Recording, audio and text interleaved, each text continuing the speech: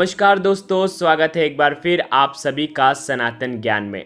आज का ये वीडियो बहुत ही खास होने वाला है। जीवन की सारी समस्या दूर होने वाली है। जैसा हम सभी जानते हैं कि अमावस्या की जो काली रात होती है ना, वो हमारे पितरों को प्रसन्न करने के लिए बहुत ही खास मानी जाती है। जीवन में किसी भी प्रकार का संकट हो तो हमारे पितरों की कृपा से वो सब दूर हो जाता है। जो भी समस्या है वो सब दूर हो जाती है अगर हम हमारे पितरों को समय समय पर याद कर लेते हैं, समय समय पर उनके निमित्त कुछ ना कुछ उपाय कर लेते हैं। अर्थात अगर हम अमावस्या पर पितरों के निमित्त कुछ उपाय करते हैं नियमित रूप से हर अमावस्या पर, तो हमारे जीवन के संकट सभी दूर हो जाते हैं। धन की प्राप्ति भी होती है, संतान सुख की प्राप्ति होती है, कुल की वृद्धि होती है, सारे संकट दूर होते हैं, किसी भी व्यापार में या नौकरी में कोई परेशानी नहीं आती है। इसीलिए हमारे पितरों को प्रसन्न करना बहुत ज़रूरी है। अगर पितर नाराज़ होंगे ना, तो कोई भी किसी भी भगवान के आप मंदिर में चल जाओ, आप कितने भी उपाय कर लो,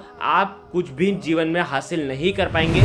यदि आपने पितरों को प्रसन्न कर लिया तो आपके जीवन के सारे काम बनते जाएंगे और आपके जीवन की सारी समस्या पितरों के निमित्त अगर हम उपाय करते हैं अमावस्या पर, तो हमारी सारी समस्या दूर हो जाती है। देखिए, आज के इस वीडियो में हम आपको कुछ खास उपाय जो कि आपको अमावस्या पर करने हैं वो बताने वाले हैं। लेकिन वीडियो में आगे बढ़ने से पहले आपसे रिक्वेस्ट करते हैं, कृपा करके इस चैनल को ज़रूर सब्सक्राइब करें और कमेंट में जय पितृदेव ज़रूर लिखें। देखिए, अमावस्या पितरों का दिन माना जाता है। खासकर इस दिन पितरों का तर्पण किया जाता है। गुप्त रूप से धन के जो मालिक होते हैं, हमारे जीवन में किसी भी प्रकार के अगर संकट आते हैं ना, तो सबसे पहले हमें पितरों को याद करना चाहिए, क्योंकि पितृदेव जो रहते हैं वो हमारे घर के रहते हैं, तो घर के पहले सुनते हैं। इसीलिए हमें हमारे पितरों को याद करना चाहिए। कभी भी धन का अभाव हो जाता है तो पितरों को याद कर लो।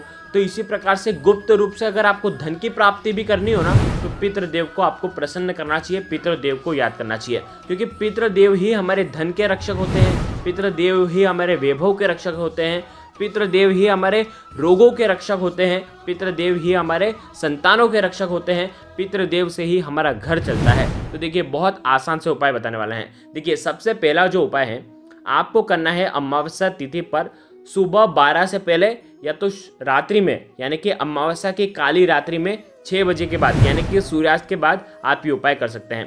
क्या करना है, आपको थोड़ा सा आटा लेना है, थोड़ा सा शक्कर लेना है, ठीक है। आटे और शक्कर को मिला देना है, दोनों को आपस में मिला देना है। अब काली चींटी, आपके घर के आसपास कहीं पर भी काली चींटी अगर आपको दिखती है, तो आप ये जो दोनों चीज़ है काली चींटी के लिए आप डाल करके आ जाएं। अगर जैसे ही वो काली चींटी अगर ये खाती है, ग्रहण करती है, तो आपके जीवन की परेशानियां दूर हो जाती है। आपके जीवन में कोई भी अड़चनें आ रही हैं, चाहे धन की समस्या हो, गुप्त रूप से धन आपके जीवन में आने लगता है, कहीं पर पैसा अटक गया हो, तो आप ये उपाय कर सकते हैं। ध्यान रखें, यदि आपको काली चींटी नहीं मिल पाती, आपको समझ में नहीं आ रहा, तो आप पितरों के निमित्त तो आप ये जो आटा और शक्कर है, ये आप पीपल के वृक्ष की जड़ में आपको रख करके आना है। आपकी समस्या का हल इस आसान से उपाय से हो जाएगा। बहुत ही आसान सा उपाय है। पितरों के निमित्त होती है अमावस्या। देखिए, दूसरा उपाय कहते हैं कि अमावस्या के दिन पितरों को प्रसन्न करने के लिए, जीवन में सौभाग्य की वृद्धि करने के लिए आपको क्या करना चाहिए, काले कुत्ते को शाम के समय एक रोटी खिलानी चाहिए। अब देखो, बहुत सारे लोग कहते हैं कि शाम के समय आप तेल से चुपड़ी हुई रोटी आप कुत्ते को दें, काले कुत्ते को आपको खिलाना चाहिए। लेकिन आजकल क्या होता है कि कुत्ते जो होते हैं, हम सरसों के तेल की रोटी उन्हें देते हैं ना, तो वो खाते नहीं है, जरा से भी उसके ग्रहण नहीं करते हैं। तो आपको क्या करना है, बहुत ध्यान से समझना। अब आपको काले कुत्ते को रोटी खिलानी है, तो आप अब क्या करेंगे, आपको मात्र एक रोटी बनानी है और उस रोटी पर मात्र 1 बूंद सरसों का तेल लगाना है, ठीक है। मात्र 1 बूंद अगर सरसों का तेल लगाओगे ना, तो वो जो कुत्ते हैं, काले कुत्ते हैं, उसे ग्रहण कर लेते हैं।